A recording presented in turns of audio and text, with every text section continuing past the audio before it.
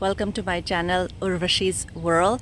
Ngasi di akoy family se potato harvest tawgi tawbani autumn season nakin thawi banina perfect timing su oire alu tan thokpagi gamla ahum da piktak na thajabani aina ahan boina alu thabagi prior experience su leite aduna handak se kyam charom gadoino kyam thokadoino khangde yam excited ti oire adu akoy pulapna tawthoaga pulap yengminarasi ko mireng da minarasi alu ta kyam thokadoino haibado ready ore khutmotana ba hand gloves adagi tawthokna ba bucket ahum ne asida kunga sumaina kot asal sumaina aduna ne mama na scoop tau se aise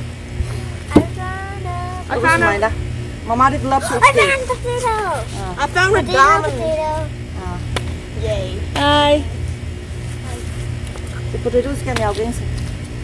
Wow, big ones yawing hey. Angan is excited oy ahamba potato thabagi. Yamna di thokpadi natte. Khara di thoe ahamba thaba potato ni ngasi smash potato butter ga hapaga angang na khwari pamjaba. I found a plant. Let's go for buddy. Ye hola kadam the soil yaw bring macha ma tiny plant yaw ri do.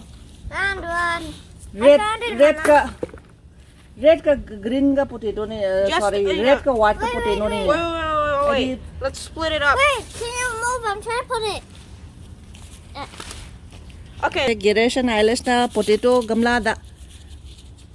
These don't really look like potatoes. They look more like eggs.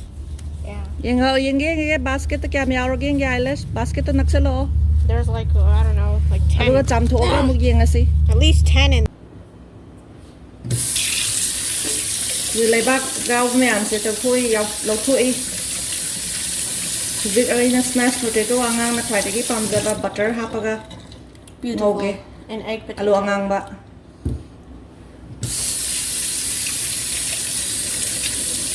This one looks like ginger.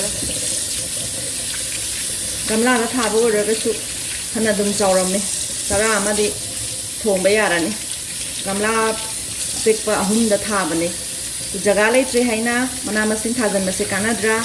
Pandemic oi basida organic vegetables tangi ngai sida aina alu thajandana khamena sinba thajandana hawaya sangbi thajandana morote paka thabadagi chara ani humdi chanare potato sisu aina ahamba thabani ado phana yamna buthu igamla da pan taraga su chara amdi chaba konare sumaina jaga leitre harasu bottle kaiba tapakaiba da pochai thajalaga vegetable gardening se Manipur do already jaga chauba leibanina hinjang napi ga samyam bazar ga leidana ba pesticide su yaudaba hakchang su phaba mayam thagi ai alu angang ba adagi angau baga pulap macha medium size picture pikpa su yauri asine akoina ngasi ahan ba akoi potato harvesting tawba gamla dagi 32 potatoes.